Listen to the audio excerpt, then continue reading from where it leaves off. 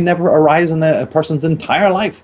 And even when these kinds of, because remember, the soul doesn't stay quiet. The soul always knocks on the door and tries to get in. So what will happen is people will find that tension, that stress.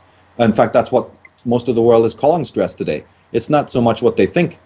They think it's connected to work. But if you actually compare the work that people are doing today to work that people had to do 200 years ago, we are doing hardly any actual physical labor at all in the places of work. So that can hardly be the reason for stress and hardly the reason for being tired and fatigued. Our forefathers worked unbelievably much harder than we did and had infinitely more stresses on them. They ate worse than we did. So, their bodies were more malnutrited and so on. And we can see this in the third world.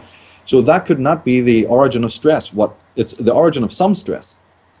There's no doubt about that. Mm-hmm. But the real existential stress is caused, as I once mentioned on my Outsider series, is stress caused by living the inauthentic life. And unfortunately, the soul does not remain quiet. As Sigmund Freud pointed out, the more you repress something, the more it's liable to come back in an unhealthy way. So the calling of the soul, the call of self, is continually there. In fact, I'd say even in this era, what I'm saying has to be very much understood because it's coming back in a much more powerful way on a spiritual level than ever before. It's really calling. So then we have what is the tension between the world that we have adopted, the world that we know and we're familiar with, which is the world of the lie. And then we have this irritating, thorn in our sides, which is the call of selfhood, the call to come back to, 0 degrees latitude, 0 degrees longitude of our own psyche. And so this causes an internal conflict that then manifests itself in the multiplicity of ways, eating disorders, insomnia, neuroses, hostility, aggression, further involvement in the minutiae of the world, etc., etc., etc. And then the world controllers have made sure, as I said, that they've so overstimulated our mind, given us so many toys to play with, so many fake causes to be involved in, so many traumatic things through the television and through the news, horror stories and whatever, that we're also traumatized. So the question of who we are and the self and how to use the reason to discover these things, to engage in this very much actually beautiful, sacred process of deconstruction, a scientific, if you will, a meta-scientific process of analysis of the self, meditation, deconstruction. I don't have an A to Z on it. I always recommend that people do whatever they feel like will help in this process. But people don't even get to the starting line because the world has so taken over their consciousness. Everything they think about, the Conspiracy Con Hour, one of those other talks, I can't remember which one it was. We did a test with the audience. I said, think of, when you go into your mind of a day, just take a 24-hour period and observe, just simply observe. Don't analyze it, don't criticize it. Just observe how much other people take up your thinking, how much you're actually just thinking about other people. I don't care who it is, but how much your own consciousness is dominated with other people. And then when somebody like me comes along, or somebody like Ayn Rand comes along with a philosophy saying, for goodness sake, think of yourself. Do you have a self to think about? Can you actually understand why you're here? People are like railing and saying, what are you talking about? You're talking about supreme egoism. Yet their whole consciousness is filled up with their lives and the behavior and the back and forth and the conflicts and the drama that involves every other person, leaving no room for the self. And then when you advocate this thing about, maybe come back to selfhood and think about your own needs, people think you're talking heresy, because that is exactly what has happened. People think that when you're talking in this way, you are absolutely, to be shouted down and that you're a supreme egoist and all of these kinds of things, just to merely advocate that somebody know thyself, which was the wisest words ever written on this planet at any other time, words that are so precious. You wouldn't need a single holy book if you understood the meaning of those words and the call of what they mean. Those words are the root of all religion, all spirituality, all politics, all understanding. Know thyself. When somebody understands the meaning of those just two words, that is the only religion that is required, the only yoga, the only bedrock philosophy that is required. Everything else is built upon that. No more sacred words have been written, and yet, if you really look at it today, there is absolute antithesis of that. The New Age movement is riddled with collectivism. The we, the us, and the our is one of the ways that I always define it. And the educational system, the television, there's an enormous focus on the consensus, the hive mentality, the crowd, the opinion polls, everybody just parroting what everybody else says. So I have always made this a very dominant theme in my work, that unless, because I talk about the war on consciousness, there is no solution to any of the mishaps in our world, no permanent solutions anyway, until people stop this ubiquitous collectivism and tone it down and start understanding what their own needs are, what their own purpose is, and so forth and so on. And I try to elaborate that as much as I can in my work, so that we can at least make a start on understanding this again. But is not the power, though, in us, though, in the we, in the us as a collective consciousness? No, not the way I see it at all. I know that those have become very talismanic words. In fact, to me, the word we is almost the supreme talismanic word of the age. When I study the methodology, let's just put it this way, when I actually go in and study the methodology of any of the people that I consider perfidious, the people who are the controllers, I keep seeing that. I keep seeing this hallmark. It's almost like it's not me inventing it. They are themselves the greatest champions of this collectivism and this ubiquitous we. And therefore, I'm wondering then how, when I hear people parroting it, even well-meaning people in the New Age movement and religion, and they continually espouse this we-ness and this ourness and this collective action. See, to me, that is completely null and void. It has no significance. It has no spiritual currency at all in my reading of this whole problem. Michael, let's take a quick break right there. TruthFrequencyRadio.com. We'll see you on the other side, ladies and gentlemen.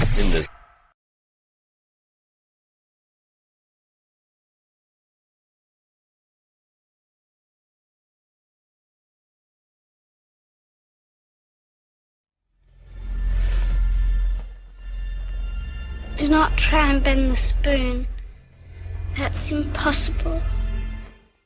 Instead, only try to realize the truth. What truth? There is no spoon. There is no spoon.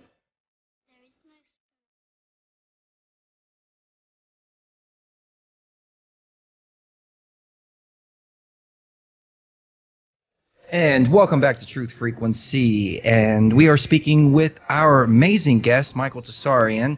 Welcome to all of the AM and FM affiliates picking up only the second hour. And Michael, since we have just a short segment here, do you mind if we take a caller? No, go ahead. Excellent. David in Massachusetts, you're on the air. Oh, hi. Hey, I just called. My computer's broke. I called in to listen, but what are you guys talking about? I usually have an opinion about almost everything.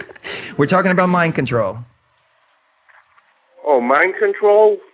Well, we know that the population of the United States is, of course, under mass mind control. That the mass media keeps them under mass mind control. Absolutely. And, if they watch it, yes. Absolutely. All right. Well, we appreciate that, David, and we'll let you listen back on the line. Somebody mismarked this, but it's okay. Michael, let me ask you this. What are you working on here in the next 3 minutes that we have in this segment? Oh, doing a lot of different projects. I'm putting the final touches to at least 3 or 4 DVDs. I have a new book planned to come out during the March or April. So, I got 16, 17 websites to be maintaining. There's talks, lots of different interesting things. It's just, keeps me busy. There's a lot of things going on. The Architects 2 project, of course, we're continuing to film that. And awesome. My Tree of Life and Disciples of the Mysterium. This is, and again, in fact, when we were talking before the break about the article on the self where I explained this, now I remember, it was actually the Disciples of the Mysterium article that I did, and then we did a couple of interviews on that. And that's where I go in much more deeply to how to understand this concept of the self and how it basically ties into the state of decay that we see in the world. So that's been an interesting project I've been working on all year. Where can people find your work? Just go to michaeltsarion.com, click through to the next page, and you'll see a link for articles.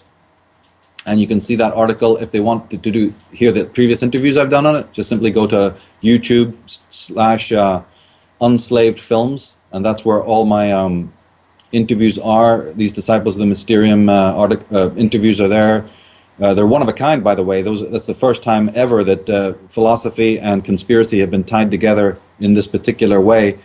So it was really, really something great for me, a really good feeling to be able to have a good response. Basically, I was very apprehensive of how that would go over, and yet it was an overwhelming response of yes, we get it. So that was really, really great. And that was this year. And there's a couple of interviews up there. It's youtube.com/unslavefilms, and that'll take you to my account there. If there was one piece of work that was yours, somebody who's never heard of Michael Tsarion before, which one would you point him towards? Architects of Control, I think, is very good for, say, the beginner. Something we did last year, and we had enormous feedback on it. It's a DVD on many of the points we're talking about. It started off as an homage to Jim Keith, but then grew out into a much more elaborate look at mind control, touching on 2012, which of course is coming up right now. And my take on 2012 is 180 degrees different than everyone else speaking on that subject, in the sense that I'm not looking at it as any kind of spiritual transcendence and all of that. I'm looking at it as being a death of what we know to be the human. Very much that after that particular date, we enter into the post-human, transhuman world, where most of the idioms that you and I, we've all talked about this before, about the idea that people who are not coming to selfhood, people who are not doing their spiritual homework, people who are getting very lost in these collectives, are playing right into the hands of Big Brother, who's ready to bring down the curtain on, humanity 1.0. They're ready to move into 2.0 right now, and that's very much sort of. And let's pick it up from there when we get back. TruthFrequencyRadio.com, Architects of...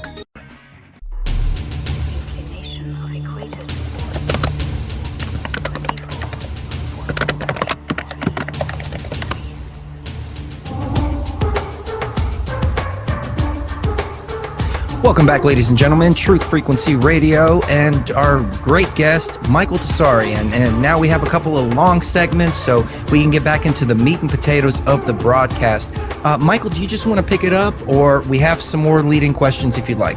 Well, I was just looking over my Mysterium article, and I want to hit you with 3 short quotes that basically do better than I could do to sum the whole situation up. The first one, we were talking earlier about philosophers, so here's one from Plato. And he says that states are as men. They grow out of human characters.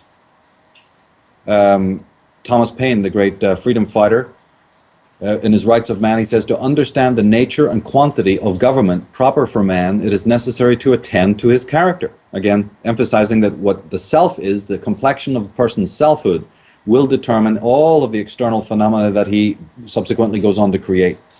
And then he also went on to say, the more perfect civilization is, the less occasion it has for government. And that's a really classic one there. The more perfect civilization is, the less occasion it has for government. Look how important that statement is. First of all, Paine is saying it's the self that is the basis of everything that man creates, including his social conventions and his governments. And then he goes on to say, if you've got too much government, then you've got a pathogenic problem there, because the more perfect a civilization is, the less need it has for these controllers, for the carrot and the stick, and the draconian type of structures and instincts that come with that. These people, as I said, these great philosophers were under no doubt about it. From Plato up until even the modern age, the self was understood to be where it's at when it comes to looking again in the external world. You look to the external world, it's a manifestation, a reflection of man's consciousness. So the controllers really have us in a pickle, don't they? They have rid us of our selfhood so that they can stand in as our self and trick us into thinking that whatever happens to the collective is actually happening to us too. Yes, and that will only work if they fool us into identifying so deeply with the collective. Like I said, it's not that we shouldn't have collectivism to a degree with a small c.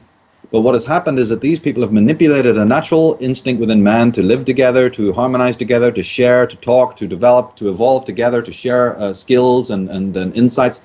A normal interactivity, which is not found in the world today. We have a pathological clustering of non-selves, all galvanizing together with talismanic words like oneness and we-ness and collectivism and selfhood and individuality and independence. And when you probe deeply, you find that these words are not concrete. They're about as flabby as the Pillsbury boy. They have no substance anymore. And see, to carry on with what you were alluding to there, it doesn't work. None of this works. None of this experiment works. And this is also key to the solution. Until people realize that the self that they imagine that they have